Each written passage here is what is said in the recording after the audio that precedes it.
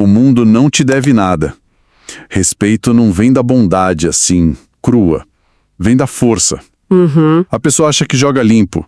O poder não se importa muito com essas regras que a gente idealiza. Começar assim já coloca as cartas na mesa, né? É um choque de realidade, mas talvez necessário. Exato. Hoje, a nossa conversa vai fundo em As 48 Leis do Poder, do Robert Greene. Um livro polêmico, mas fundamental. Fundamental, essa é a palavra. E é bom deixar claro logo de cara, isso aqui não é sobre como o poder deveria ser. Sabe aquela visão idealizada, bonita? Sim, a que a gente aprende, ou gostaria que fosse. Pois é, esse livro é um raio-x, assim, brutalmente honesto de como o poder funciona na prática. Nos corredores das empresas, na política, até nas relações mais próximas. É a dinâmica real, sabe? O que move as peças no tabuleiro. E a gente entende, né? Essas ideias podem soar duras, até desconfortáveis. Com certeza. Mexem com a nossa visão de mundo, com certeza. Com certeza. Mas o objetivo aqui, olha, não é criar monstros, nem ensinar ninguém a ser antiético. Longe disso. É o contrário, na verdade. É dar ferramenta para entender o jogo. Para não ser passado para trás o tempo todo. Exatamente. Para não ser a peça manipulada no tabuleiro de outra pessoa. É sobre despertar um pouco dessa ingenuidade que às vezes a gente carrega. Então quem está ouvindo, se prepare. Vamos fazer uma análise direta, sem muito filtro, destilar as lições que, olha, podem chocar um pouco no início sim. Podem. Mas que têm um potencial enorme de acender uma nova percepção, sabe? Uma força diferente para navegar a vida. É hora de ouvir o que muitas vezes ninguém tem coragem de dizer em voz alta. Isso é aquela sensação de dar murro em planta de faca, sabe? De se esforçar e ver gente menos capaz subindo. De não entender por que a bondade, o jogo limpo, parece que não funciona. Se isso ressoa de alguma forma, olha, essa conversa é crucial. Ficar até o fim pode ser um ponto de virada mesmo. Pode sim. Vamos então direto para a primeira grande lição. Lei número 5. Sua reputação é a pedra angular do poder. Guarde-a como se fosse sua vida. Forte, né? Muito. O que isso quer dizer na prática? Que a reputação não é só uma imagem superficial, um verniz social. Não mesmo. Ela é, ao mesmo tempo, sua armadura e sua principal arma. É mais do que isso, né? É a base de tudo. Uma reputação sólida, ela chega antes de você. Ela intimida, abre portas, pode até, como você disse, vencer batalhas antes mesmo delas começarem. E o contrário também é verdade, né? Totalmente. Uma reputação frágil ou manchada te transforma num alvo fácil, vulnerável a qualquer ataque, qualquer fofoca. A percepção que os outros têm define as oportunidades muito mais do que a gente gostaria de admitir. E exemplos não faltam, né? É só pensar na rivalidade histórica. Thomas Edison e Nikola Tesla. Edison era um mestre nisso, em construir e defender a própria reputação. Um mestre. Ele não só amarrou o nome dele à eletricidade de forma quase sinônima, mas trabalhou ativamente para minar a imagem do Tesla. E o Tesla, que era talvez um gênio até mais brilhante em certos aspectos. Talvez mais. Era completamente inábil nesse jogo. Nesse jogo de percepção, de poder. Não entendia ou não queria jogar. E a estratégia do Edison foi implacável. Chegou ao ponto dele se recusar a dividir o prêmio Nobel com o Tesla. Recusou. Por quê? Para não associar a fama dele já consolidada, segura, né, com a figura talvez mais controversa ou menos comercial do Tesla. No fim das contas, o que venceu ali? A gestão da reputação. Venceu o brilhantismo puro. É duro, mas foi isso. O que levanta uma questão crucial para quem nos ouve. Como é que anda a construção e a proteção ativa da sua reputação? Ou será que ela está sendo definida ao acaso? Ou pior, pelos outros, pelos detratores? Fica a reflexão. É para pensar. Seguindo nessa linha de estratégia, de percepção, vamos para a lei número 3. Oculte suas intenções. Ah, essa é uma das que mais causam desconforto inicial, né? Causa mesmo. A ideia central é que o poder, muitas vezes, ele reside naquilo que não é dito. Num movimento que ninguém antecipa, sabe? Exato. Se as pessoas sabem exatamente o que alguém quer, para onde essa pessoa está indo, elas podem se defender, podem levantar barreiras, podem até sabotar os planos. Sim. Por isso a lei sugere usar estrategicamente distrações, pistas falsas, as famosas cortinas de fumaça. Manter os outros na dúvida sobre os verdadeiros objetivos, isso dá uma vantagem imensa. Parece maquiavélico, né? A palavra que vem à mente. Parece, mas antes de julgar, vamos pensar um pouco. Quantas vezes a transparência total, sabe? Aquela honestidade absoluta sobre planos, ambições, foi usada contra alguém? Muitas vezes, infelizmente. Pois é. Não se trata de ser um mentiroso contumaz, né? Mas de ter controle. Controle estratégico sobre a informação que se libera. Ser um livro aberto o tempo todo te torna previsível. Exato. E, consequentemente, muito vulnerável. Saber quando revelar e o que revelar, isso é uma arte. Tem uma história que ilustra isso, de forma brilhante. Haile Selassie, o imperador da Etiópia, e a relação dele com um tal de Ras-Gugsa. Ah, essa é clássica do livro. Selassie desconfiava, e com bons motivos, que o Gugsa, que era um governador poderoso, casado com a imperatriz, inclusive, estava tramando contra ele. Uma ameaça real. Mas como agir sem ter prova concreta e sem parecer um tirano paranoico? E aí que entra a genialidade tática, né? Selassie precisava que o Gugsa desse um passo em falso, que ele revelasse as intenções. Precisava da prova. Então, ele usou uma rebelião tribal que estava acontecendo, dos Azebugalas, como a distração perfeita. A cortina de fumaça. Esperto. Ele ordenou que o Gugsa liderasse um grande exército para esmagar essa rebelião. À primeira vista, parece uma missão honrosa, certo? Verdade. Liderar o exército, pacificar a região. Exato. Mas era uma isca muito bem pensada. Selassie sabia que ao dar para o Gugsa um exército, poder, um palco para a glória militar... É inflar o ego dele. Totalmente. Ia inflar o ego do rival e fazer ele se sentir seguro, poderoso, o suficiente para tentar o golpe que ele já devia estar planejando. E o Gugsa? Mordeu a isca. Caiu direitinho na armadilha. Ah, não. Sentindo-se poderoso, focado ali na campanha militar que era a cortina de fumaça, ele se voltou contra o Selassie. Só que... Selassie já esperava. Já estava preparado. Ele antecipou o movimento justamente por ter ocultado as verdadeiras intenções dele, que era testar e eliminar o Gugsa por trás de uma ordem aparentemente legítima. E o resultado? Gugsa foi destruído e Selassie consolidou o poder dele sem nem parecer o agressor inicial. Ele basicamente guiou o inimigo para a própria ruína. Uau! A lição aqui é potente. Um gesto que parece honesto, uma missão nobre, pode ser o disfarce perfeito para as reais intenções. Exatamente. E fica a pergunta, né? Será que a gente anda revelando nossos planos cedo demais? Dando munição para quem pode querer nos atrapalhar? É para se pensar muito nisso. E essa ideia de controlar a informação, ela nos leva direto para a lei número 4. Diga sempre menos que o necessário. Ah, essa parece simples, né? Mas o impacto é... Profundo. Muito profundo. Palavras em excesso, elas tendem a diminuir o poder, a aura da pessoa. Com certeza. Quanto mais se fala, mais comum a pessoa parece. E pior, maior a chance de dizer algo tolo, algo que comprometa. Ou que revele mais do que gostaria, né? Exato. O silêncio ou aquela fala mais contida, mais ambígua, por outro lado, cria um ar de mistério, de profundidade, de controle. Pessoas que medem as palavras parecem mais poderosas. Todo mundo conhece alguém assim, não é?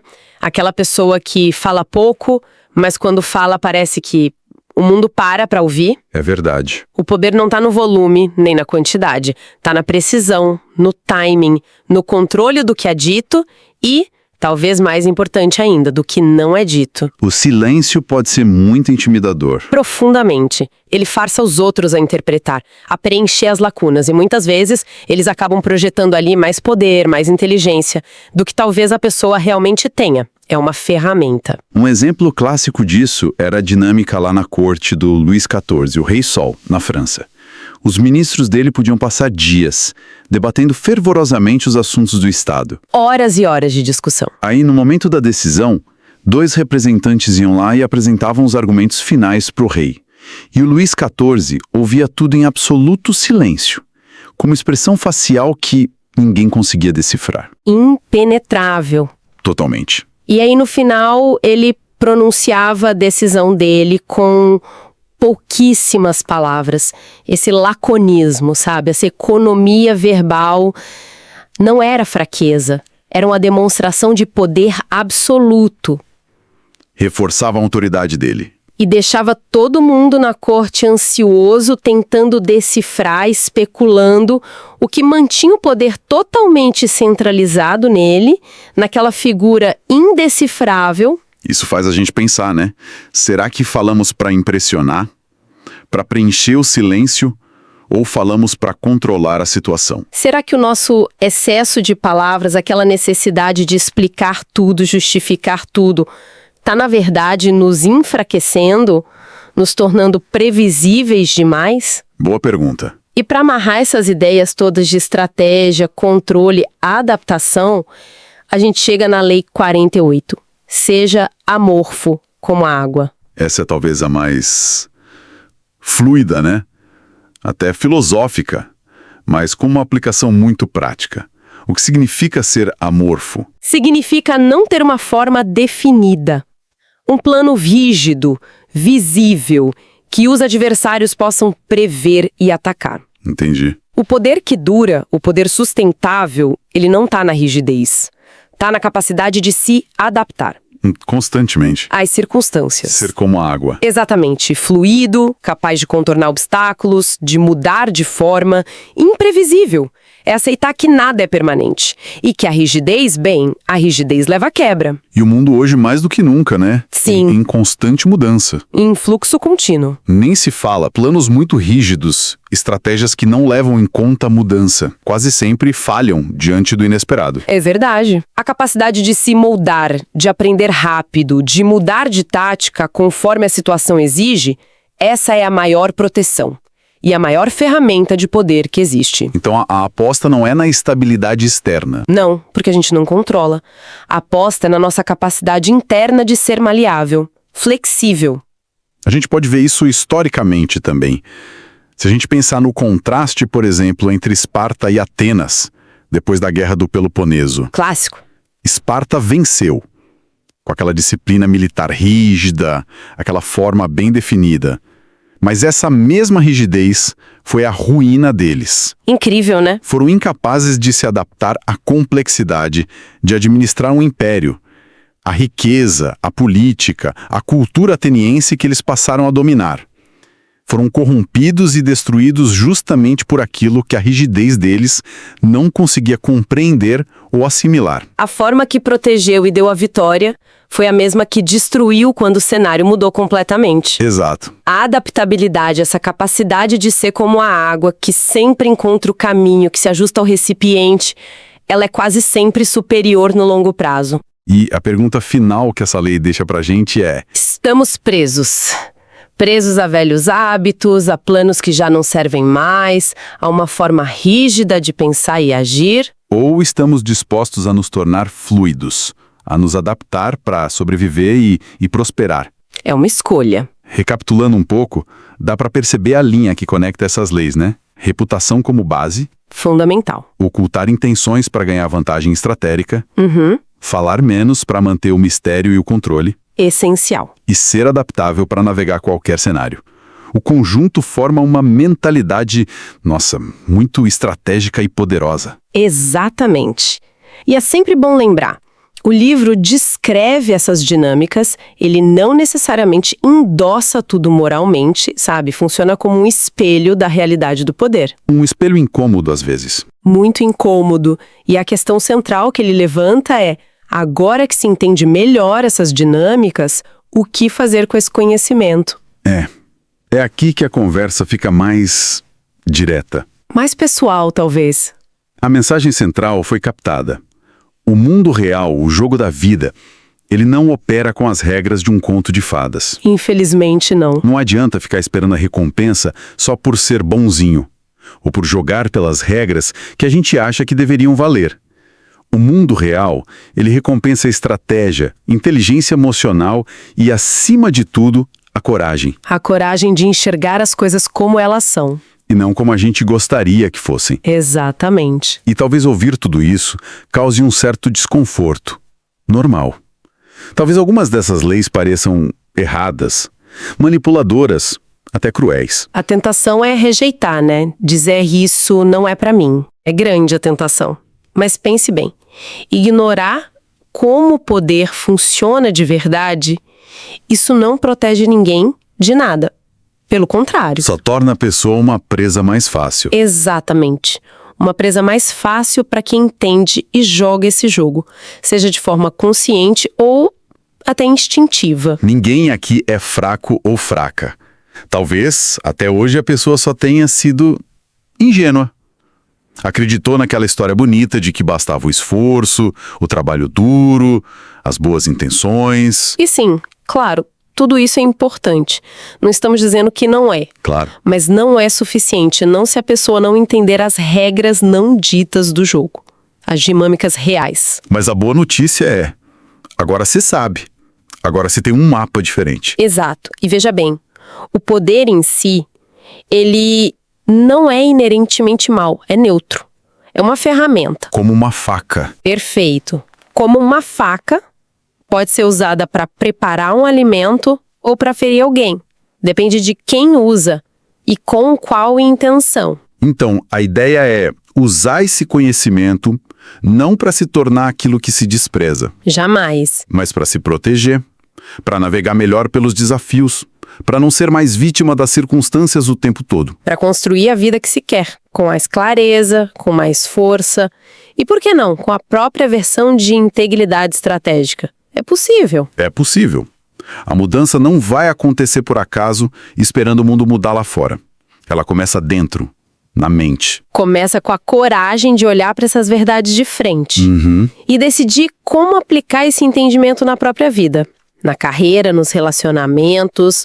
A ação, ela começa hoje, agora. Agora.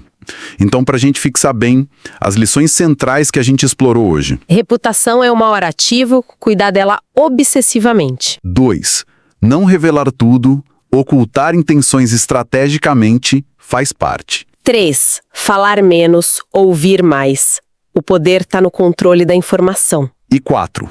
Adaptar-se. Ser fluido como a água para sobreviver e vencer. Fundamental. Esse conhecimento todo que a gente compartilhou aqui é como se fosse uma chave, né? Uma chave. Não para abrir a porta da manipulação pela manipulação. Não é isso. Mas para entender o tabuleiro onde o jogo acontece. Para deixar de ser só um peão movido pelos outros. E começar a mover as próprias peças, com consciência, com propósito. Mas lembre-se, a transformação real não vem só de ouvir, vem de agir. Comece agora. Exato. E a gente quer muito saber o que mais tocou quem está ouvindo nesta conversa. Qual dessas leis ressoou mais forte com a sua experiência? Qual que provocou aquele clique? Conta pra gente. Deixa seu comentário aqui embaixo. A perspectiva de cada um enriquece demais a nossa troca. E se esse nosso mergulho aqui nas dinâmicas do poder te despertou, te provocou, te fez pensar, então se inscreva no canal Sucesso para a Vida, ative as notificações. Tem muito mais conteúdo como este vindo por aí. Verdades que podem ajudar a navegar melhor essa jornada. E para quem quer ir ainda mais fundo, beber direto da fonte, o link para o livro As 48 Leis do Poder está aqui na descrição. Vale a pena. Leia, estude, reflita e o mais importante, aplique o que fizer sentido para você. Viva o que aprendeu. É isso. Muito obrigado pela atenção, por acompanhar a gente nessa análise intensa. Esperamos que tenha sido útil de alguma forma. Muito obrigado e até a próxima.